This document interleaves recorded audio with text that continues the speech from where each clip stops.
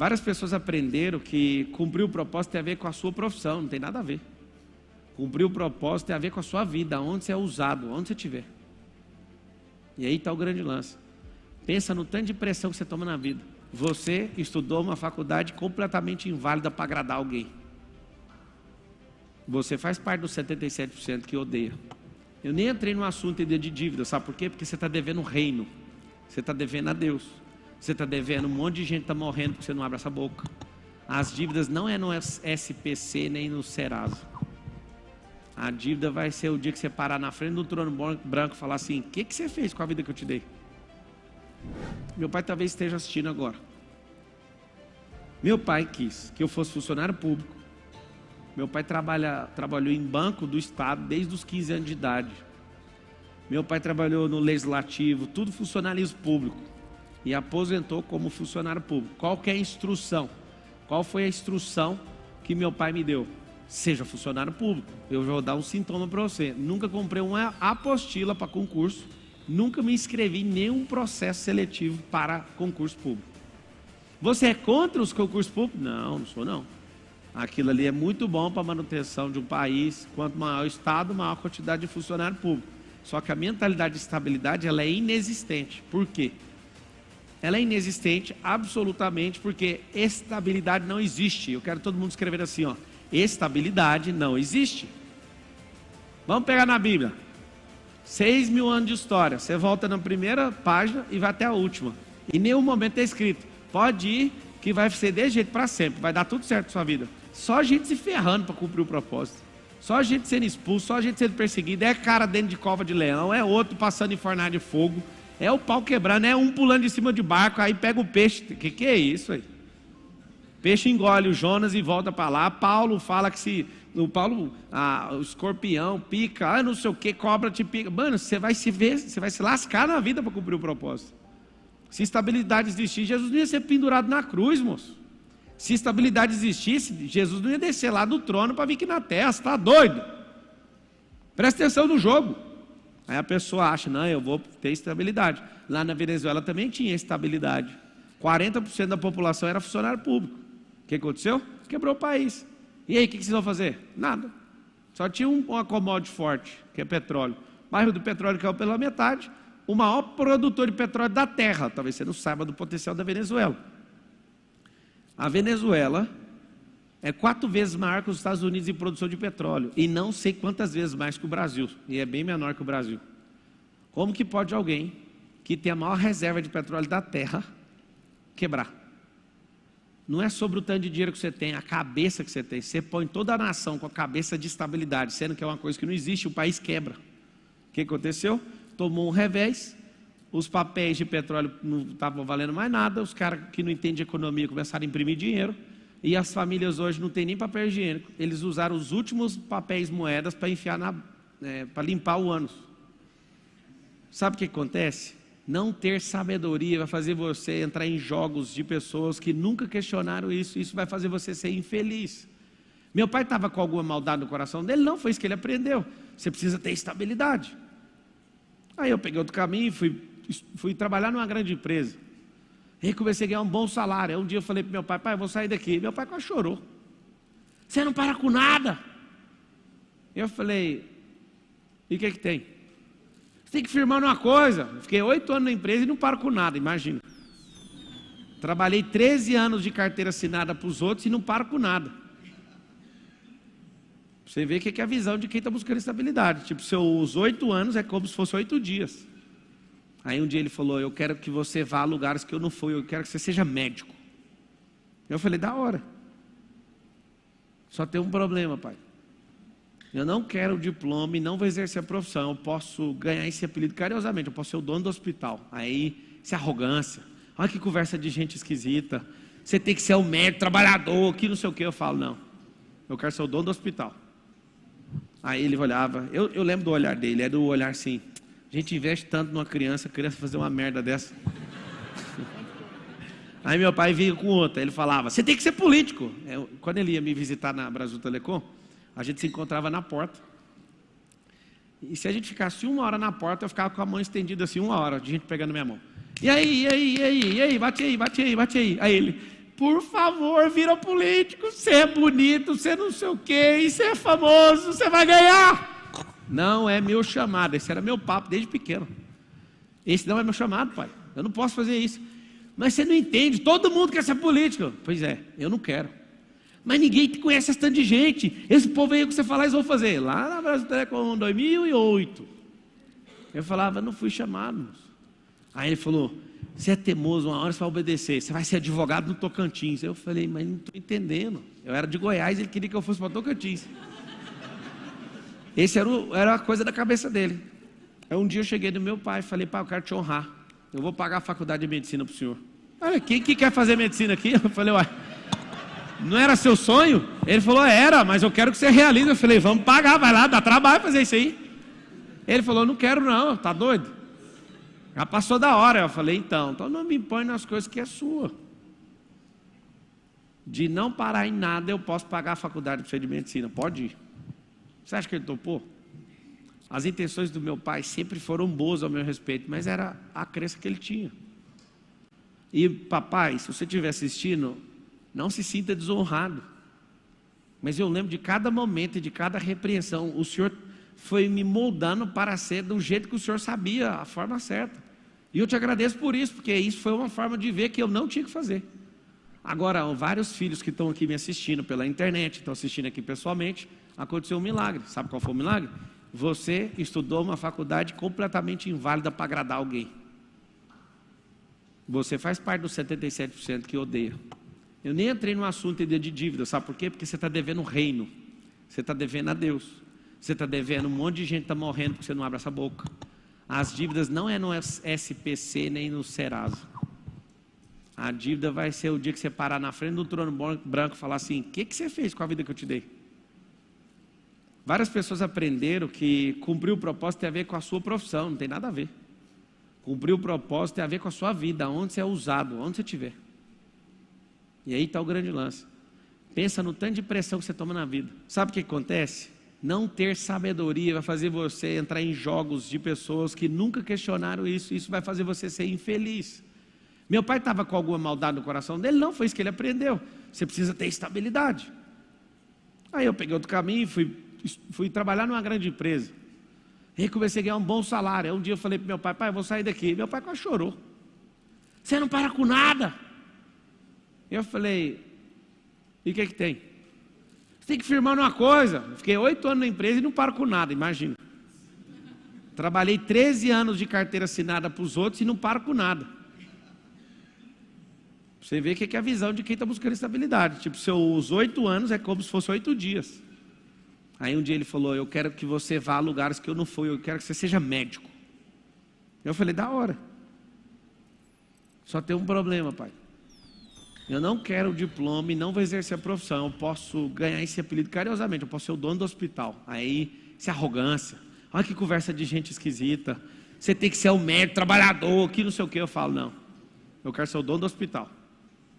Aí ele olhava, eu lembro do olhar dele, era o olhar assim, a gente investe tanto numa criança, a criança fazer uma merda dessa. Aí meu pai vinha com outra, ele falava, você tem que ser político. Quando ele ia me visitar na Brasil Telecom, a gente se encontrava na porta. E se a gente ficasse 1 hora na porta, eu ficava com a mão estendida assim, 1 hora, de gente pegando minha mão. E aí, bate aí. Aí ele, por favor, vira político, você é bonito, você não sei o quê, e você é famoso, você vai ganhar. Não é meu chamado, esse era meu papo desde pequeno. Esse não é meu chamado, pai, eu não posso fazer isso. Mas você não entende, todo mundo quer ser político. Pois é, eu não quero. Mas ninguém te conhece esse tanto de gente. Esse povo aí que você falar, eles vão fazer. Lá na Brasil Telecom, 2008. Eu falava, não fui chamado. Aí ele falou, você é teimoso, uma hora você vai obedecer. Você vai ser advogado no Tocantins. Eu falei, mas não estou entendendo. Eu era de Goiás, ele queria que eu fosse para Tocantins. Esse era a coisa da cabeça dele. Aí um dia eu cheguei no meu pai e falei, pai, eu quero te honrar. Eu vou pagar a faculdade de medicina para o senhor. Olha, quem que quer fazer medicina aqui? Eu falei, uai, não era seu sonho? Ele falou, era, mas eu quero que você realize. Eu falei, vamos pagar, vai lá, dá trabalho fazer isso aí. Ele falou, não quero não, tá doido? Já passou da hora. Eu falei, então não me impõe nas coisas que é sua. De não parar em nada, eu posso pagar a faculdade para você de medicina, pode ir. Você acha que ele topou? As intenções do meu pai sempre foram boas ao meu respeito, mas era a crença que ele tinha. E papai, se você estiver assistindo, não se sinta desonrado. Mas eu lembro de cada momento e de cada repreensão. O Senhor foi me moldando para ser do jeito que o Senhor sabia, a forma certa. E eu te agradeço por isso, porque isso foi uma forma de ver que eu não tinha que fazer. Agora, vários filhos que estão aqui me assistindo pela internet, estão assistindo aqui pessoalmente, aconteceu um milagre. Sabe qual foi o milagre? Você estudou uma faculdade completamente inválida para agradar alguém. Você faz parte dos 77% que odeia. Eu nem entrei no assunto de dívida, sabe por quê? Porque você está devendo o reino, você está devendo a Deus, você está devendo, um monte de gente está morrendo porque você não abre essa boca. As dívidas não é no SPC nem no Serasa. A dívida vai ser o dia que você parar na frente do trono branco e falar assim: o que você fez com a vida que eu te dei? Várias pessoas aprenderam que cumprir o propósito tem a ver com a sua profissão, não tem nada a ver. Cumprir o propósito tem a ver com a sua vida, onde você é usado, onde você estiver. E aí está o grande lance. Pensa no tanto de pressão que você toma na vida. Eu gostava de jogar bola, mas nunca fui um exímio jogador de futebol. E eu pedia para Deus em oração: me faz ser jogador de futebol. E eu ia nas peneiras, ninguém me pegava. E sabe aquela coisa? Eu falava: eu vou romper essa barreira, e não consegui. Meu pai queria que eu fosse uma coisa. Eu estava motivado pelo ambiente que eu estava para ser jogador. No final das contas, sabe o que acontece? No meio do caminho da sua vida, você é picado por algo. O empreendedorismo. Meu alvo de vida era ser delegado da Polícia Federal. E é isso que eu queria ser. Fui para o direito. Eu lembro da primeira aula, alguém perguntando: o que você quer ser quando você formar? Cada um foi falando uma coisa. Eu quero não. Eu serei delegado da Polícia Federal. Passou 1 ano, 2 anos, me perguntaram de novo: você quer ser o quê? Eu falei: eu serei o melhor advogado do Brasil. Enquanto isso, eu estava do outro lado da rodovia, eu atravessava a rua eu era atendente de call center para pagar a faculdade. Eu só virei atendente de call center, nem queria saber de Brasil Telecom, eu só entrei lá para pagar a faculdade. E a minha mentalidade era: estou nem aí para essa empresa. O que eu quero é só pegar o dinheiro de lá e pagar a faculdade, e não quero saber. Só que no meio do percurso apareceu uma vaga, instrutor de treinamento. E aí eu ficava nervoso em qualquer conversa, aí eu começava a gaguejar. Aí eu falei: eu vou participar dessa entrevista aí e vou passar. Aí um amigo meu falou: você é gago, se enxerga. Aí eu olhei para ele: então você vai ver. Eu escrevi, não li tudo que estava escrito. E aí marcaram o dia da entrevista. Eu tinha um cabelo aqui, pesava 59 quilos nesse dia. Eu peso 85 hoje, só que meu cabelo era no ombro e bem magro, magérrimo. E aí eu entrei na entrevista com a bermuda de skate, e aí todo mundo estava de terno. Escuta, quando você começa a achar seu propósito, toma cuidado com o que vai acontecer. Tudo está pronto para dar errado. Cheguei com a bermuda, eu não sei explicar como que eu usava isso. Até hoje a Carol, ela também tenta explicar, ninguém entende. Sem roupa social. E aí a mulher me pergunta na entrevista: cadê sua apresentação de PowerPoint? Aí eu falei: tinha que trazer? Ela tinha. E eu: então deixa eu apresentar por último. Sentei, aqui o povo me olhava como se eu fosse um mendigo. E eu falei: eu vou passar nesse trem. Aí batia em um, batia em outro, batia em outro. E aí na hora que eu chego na minha apresentação, a cara de desprezo de todo mundo, falando das cenas mais assustadoras que eu já vi. Mas eu não sei o que aconteceu. Eu esqueci de ficar gago. Meu coração explodiu naquela hora. Eu, sem apresentação, olhei e falei: essa aqui é a minha senha da intranet da Brasil Telecom, que é tipo um site interno. E eu vou mostrar o procedimento da empresa, porque eu sou atendente hoje e eu sei que os atendentes não seguem isso aqui porque não tem treinamento. E eu vou contar para vocês por que essa empresa tem os piores resultados de Anatel e de qualidade do Brasil. Falta de treinamento. Você sabe por que o Império Romano governou o planeta? Treinamento. Você sabia que um soldado... E eu comecei a falar poderosamente. E eu falei: você sabia que o soldado romano tinha um escudo de 80 quilos, e esses caras iam para o combate com o escudo, e qualquer pessoa, até qualquer polícia do mundo não dá conta de carregar num combate um escudo de 80 quilos. Se você não sabe, 80 quilos é carregar eu na mão, no braço. E eles eram treinados para isso. E é isso que nós temos que treinar, Brasil Telecom. Nós somos uma companhia de 100 e tantos mil funcionários, antes de juntar com a Oi, que depois virou 200 mil. E isso e aquilo. E esse povo ficou tudo assustado, eu assustado, e ninguém entendeu nada. E eu olhei no olho das pessoas, ele é um instrutor. Completamente demodê, roupa errada, cabelo errado, sem apresentação, tudo errado. Pablo Marçal foi aprovado para instrutor. Na hora que isso aconteceu, eu fiquei lembrando da fala do cara, não, você é gago. Daquele dia em diante eu esqueci disso. Eu ficava nervoso e me reduzia e gaguejava. Eu esqueci, eu fiquei muito puto de não estar com a roupa certa, de não estar com a apresentação. E aquilo foi me deixando numa situação, aquele povo me olhando com cara de mendigo. E aí eu olhava para aquilo me deu um fervor dentro do coração e eu virei uma máquina para falar. Virei instrutor. Sabe o que aconteceu? Ali eu descobri um propósito e não um cargo. Quando eu comecei a dar instrução para pessoas, eu olhava para elas e falava, ninguém acredita numa pessoa dessa, eu vou fazer essa pessoa passar porque tinha uma prova depois de estudar, né, quando você treinava a pessoa, e muita gente ficava pelo caminho. E aí comecei um movimento. Certa vez um diretor da companhia chega e fala, infelizmente não vai precisar desse tanto de gente que está sendo treinado, nós vamos pegar as 2 turmas do instrutor novato e vamos demitir, sumariamente. Era perto do Natal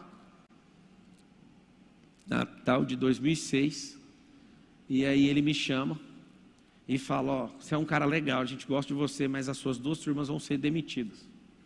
Aí eu falei, por quê?